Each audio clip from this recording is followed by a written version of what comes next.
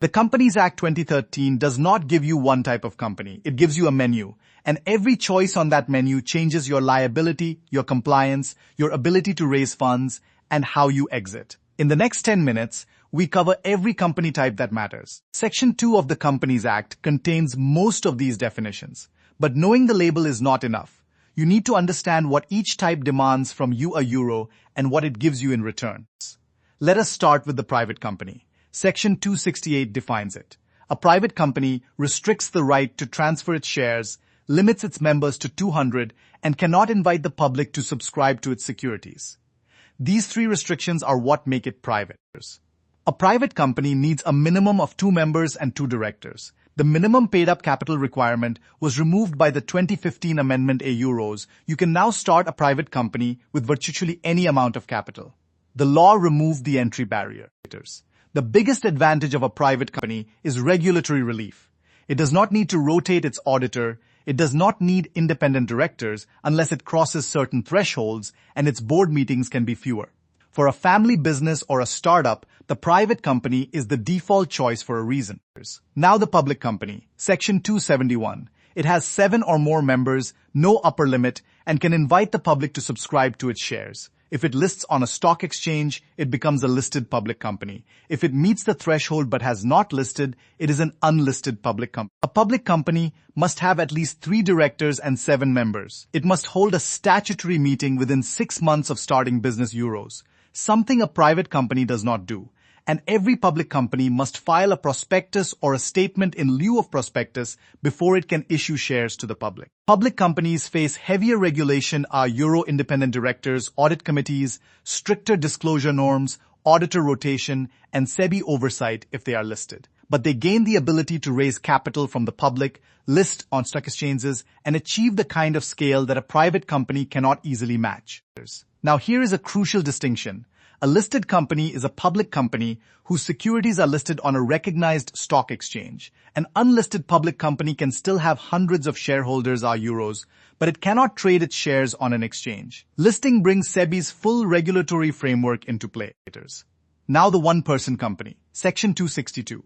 Introduced in the Companies Act 2013, it was a revolutionary idea our euro. One person can be the sole member, sole director, and sole shareholder of a company that has a separate legal identity and limited liability.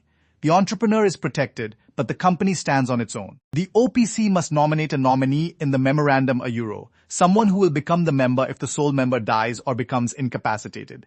The nominee must give written consent. This is not a loophole. The law requires continuity. You cannot have a company with 0 members. An OPC must convert to a private or public company if its paid-up capital exceeds 50 lakh rupees or its average annual turnover exceeds 2 crore rupees. The OPC is a stepping stone, not a permanent structure for large businesses. Now the small company. Section 285 R euro, introduced through the 2017 amendment. A small company is a private company with paid-up capital not exceeding 4 crore rupees and turnover not exceeding 40 crore rupees. Holding companies, subsidiary companies, and Section 8 companies cannot be small companies. Small companies enjoy significant compliance benefits. They can file abridged financial statements, do not need to prepare a cash flow statement, can hold only 2 board meetings a year instead of 4, and face reduced penalties for defaults. The law rewards small-scale enterprise with small-scale compliance. Now the dormant company. Section 455.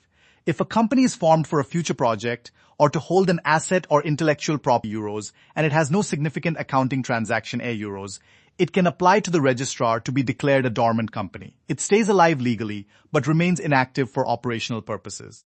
A dormant company does not need to hold board meetings, does not need to rotate its auditor, and files minimal returns. But it still exists a euros. It can be revived when needed, and its corporate veil remains intact. This is useful for joint ventures awaiting regulatory approval or real estate holding structures. Section 8 companies. We covered them in detail in another video, but in summary, these are not-for-profit companies licensed by the central government.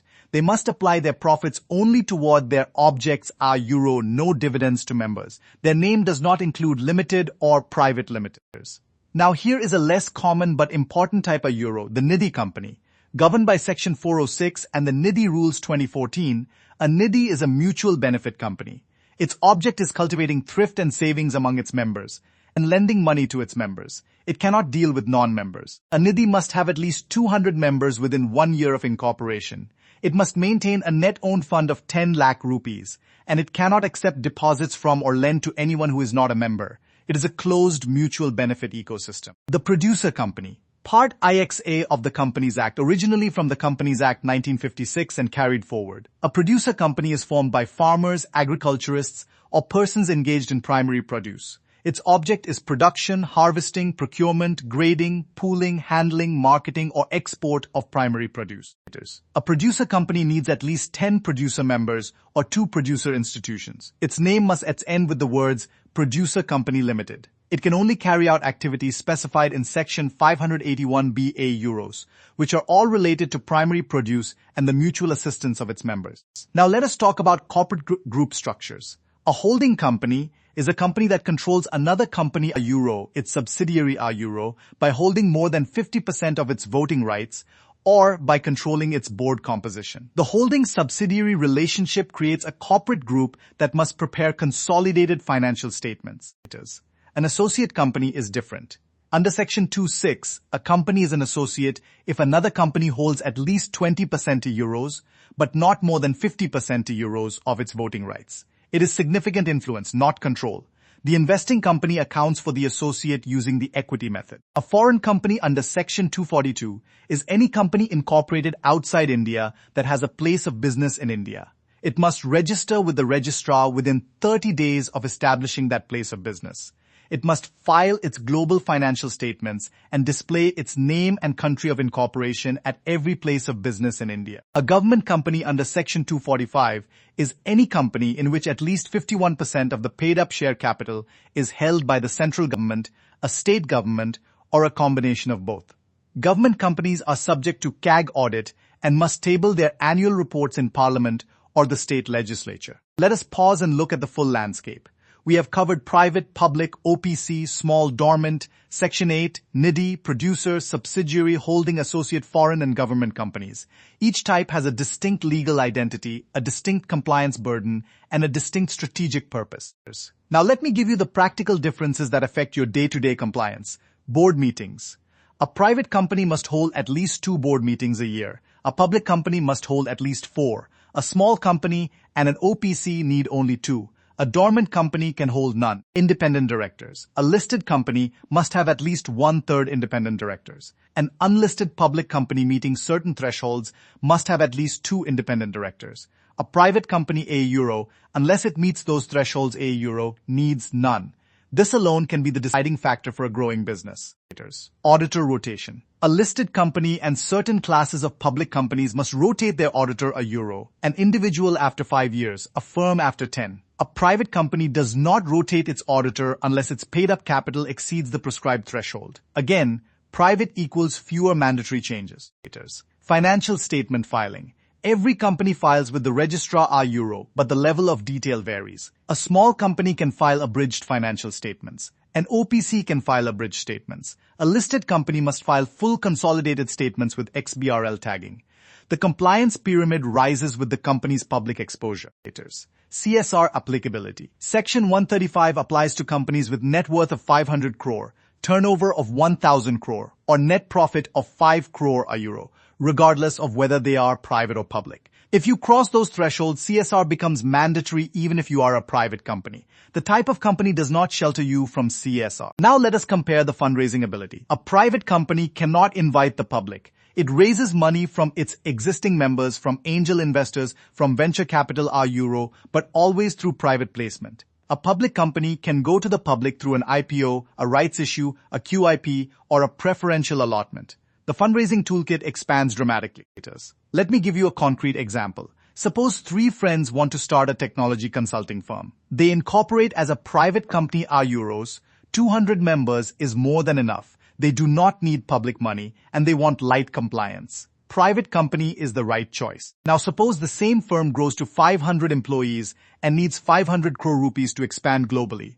They convert to a public company, file for an IPO, and list on the stock exchange. The conversion from private to public is a one-way door that opens access to public capital euros, but also opens the door to public scrutiny. A solo consultant earning 30 lakh rupees a year with a single client. Should she be a proprietorship or an OPC? The OPC gives her limited liability euro. Her personal assets are protected if the business is sued. The cost of compliance is low euro. One director, one member, one shareholder. For a solo professional, the OPC is often the smartest legal structure. A group of 200 farmers wanting to pool their produce, grade it collectively and market it directly to exporters.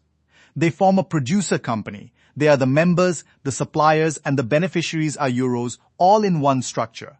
The producer company gives them collective bargaining power without giving up individual ownership. A family that runs a chain of jewelry stores euros, 40 members, 3 generations, 100 crore turnover. They remain a private company. Why go public when you do not need external capital? Why subject yourself to quarterly earnings pressure when the family is aligned and the business is profitable? Private company is not a stepping stone euro. It can be the destination. Here are the key factors to consider when choosing your company type. Member count, capital requirements, fundraising needs, compliance appetite, independent director requirements, auditor rotation, board meeting frequency, and exit strategy. These 8 factors should drive your choice euros, not what your neighbor did. Let me give you the decision framework in one flow. If you are a solo entrepreneur euro, start with an OPC. If you are 2 to 200 members and do not need public money euro, private company. If you need public capital and are ready for full compliance euro, public company. If you are a not-for-profit euro, Section 8. If you are farmers euro, producer company. If you are a savings group euro, nidhi. One more important euros, you are not locked in forever. A private company can convert to a public company. An OPC can convert to a private company. A Section 8 company can convert to any other form with approval. The Companies Act provides conversion pathways. Your initial choice is important, but it is not irreversible.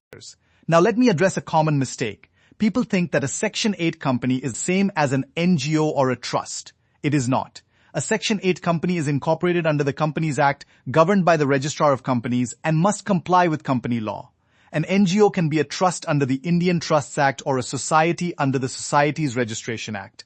Different laws, different compliance, different governance. Another common mistake euro, confusing a dormant company with a defunct company. A dormant company is alive and registered, just inactive by choice. A defunct company is one that should have been struck off but has not been.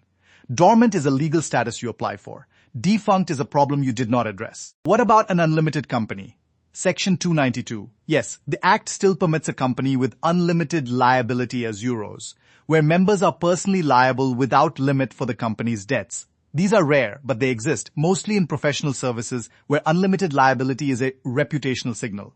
No member limit, but no liability shield either. Let me summarize. The Companies Act 2013 gives you a menu of company types euro, each with its own legal identity, compliance framework, and strategic purpose. Private for controlled growth.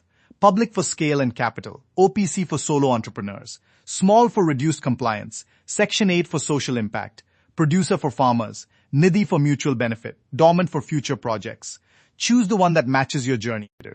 The structure you pick on day one shapes your compliance, your fundraising, your governance, and your exit. Take the time to choose correctly. If you found this breakdown useful, save it, share it, and use it the next time you or someone you know is starting a company. Thank you for watching.